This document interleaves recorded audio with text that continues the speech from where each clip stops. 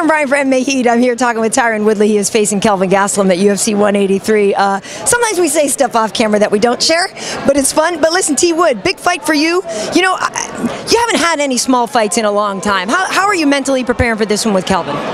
Really just not to downplay the fight, but just to really upplay the experience and upplay. I've been here a million times. Before I even got to the UFC, I was fighting big fights. So for me, it's just, you know, my goal Saturday is to go out there and just flow, just really rely on. I have so many tools in my toolbox, and they've been in there messy as hell. So what I did this camp, I dug out all the tools, I laid them out. Some tools I forgot I even had. I organized them, and I started looking at the tools. And I know exactly where they're at. So when I get in this fight, I know exactly where the screwdriver's at. I know exactly where the hammer's at. I know exactly where my tools are when I need them. And I think that's been a difference, that I've had the tools, my fights have been choppy. So I've been trying to make it a little smoother. I think training at Rufus has helped bring out some of that creativity, taking away some of the pressure of being in this huge camp and all these guys and wanting you to do a million things. But it's been a phenomenal experience. It's interesting because, you know, back in the day, everyone's like, Tyron's just a wrestler. Then you kind of keep the metaphor going. You put that wrestling tool away. Then you became a KO artist. Yeah. So now were there mistakes that you made that you learned from? You're like, oh, that's specifically when I should have used my wrestling and I didn't because I was trying to prove a point, or you know what I mean? I think you kind of said it, but I'll repeat exactly what you said. But I'll give you credit first. I think, you know, Rashad Evans is a good friend of mine. He told me, he said, don't fall into the trap that I did. He said, sometimes we found out we got this knockout power and we taste it and it tastes so good and you want to knock out everybody. He said, when I fought Machida, I forsook my wrestling. And I thought about some fights when I lost. Some of my wrestling would have been great to throw in there. And I think that, for me, I think that in this game, it's called mixed martial arts. It's not kickboxing. It's not wrestling. It's not jiu-jitsu. That if I have all these tools and I'm going out there and I'm winning on 40% on what I'm capable of doing, you know, I got to go out there and be able to use all these tools. So I'm not going to keep my wrestling away. I'm not going to keep my jiu-jitsu away. I'm going to bring it all out. Now, you just mentioned training with Duke Rufus. We know you used to be at ATT. So what has changed? I'm still at ATT. Okay. You're still at ATT. Oh, that's what I want to clarify. I got to make that clear. That's what I want to clarify. A lot of people think I'm leaving ATT because 3 of the welterweights at ATT are in the top 5. Right. There's no story there, people. Robbie and me. And you. Right. There's no story there, people. I did not leave ATT.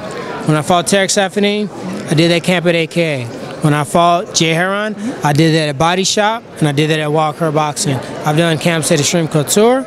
I've been all over the country doing training camps. I've always done that. I own an ATT. Sometimes I don't even make it to Florida. I might fly guys in. So I started my camp in Missouri, my ATT, at Jason Hyde, Dean Thomas. I had a smaller, more intimate group there. Then the last half of it, I went to Rufus Sport. Cool. And so obviously there, you probably worked on the striking the most, the kicks. And I mean, obviously we know, you know, Showtime Pettis, it's all about the striking there, and that's such a powerhouse place for that, right? This is what I can say about Anthony. What he's doing in the octagon is a conservative version of him. Right. Oh, really? Yeah. He's ridiculous in training. He says, in training, I let practice be practice. He said, I try crazy stuff. I put myself in risk. I don't care if I'm losing rounds. I'm going hard. And when I get in a fight, then I tighten it up. I'm like, I said, no, you doing stuff that on Sunday is messing us up because now we got to do something crazy because you didn't jump off the cage and kick somebody in the face. Right. So it's just being there just opened up that creative juice again, man. You know, one time I sparred with John Jones at my gym, and just the stuff he was doing, it made me be creative. Sometimes when you get in the atmosphere, people bring out things in you that are there, that weren't there, that make you think more creatively. And that's the best attribute I can say from training with Anthony. And also Ben Askren is annoying as hell to wrestle. He can wrestle a 2-hour go straight with no break.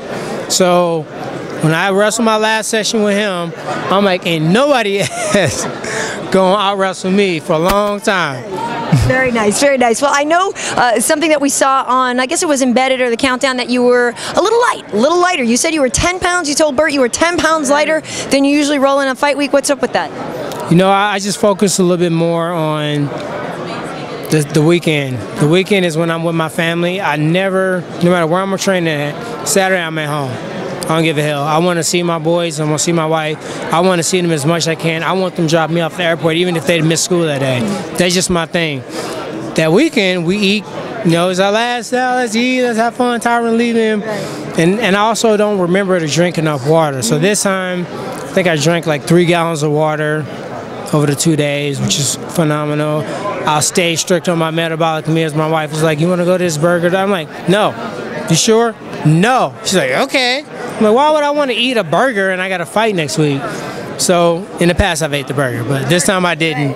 And I think that was the difference, man. I was in Milwaukee. It was negative degrees. I was leaving practice at 186. I usually weigh 190, 192 when I get here. I weigh 182, 183, something like that. I weigh like 173 right now.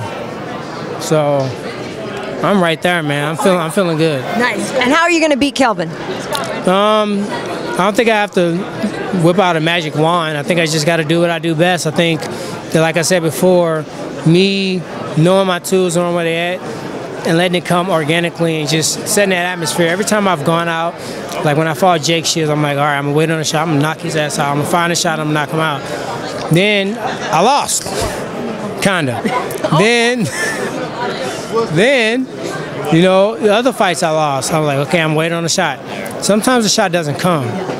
But if you just technique, combination, flowing, going for stuff, you're not holding on as much, and then sometimes the knockout comes to you. Those have been the times I found the knockout. Nice. All right, well, Tyron, it's always great to see you. It's been a real treat watching you evolve. It's always a pleasure. Going to have fun on Saturday night. Have a good time out there. Go play. I will. Thank you. Appreciate it.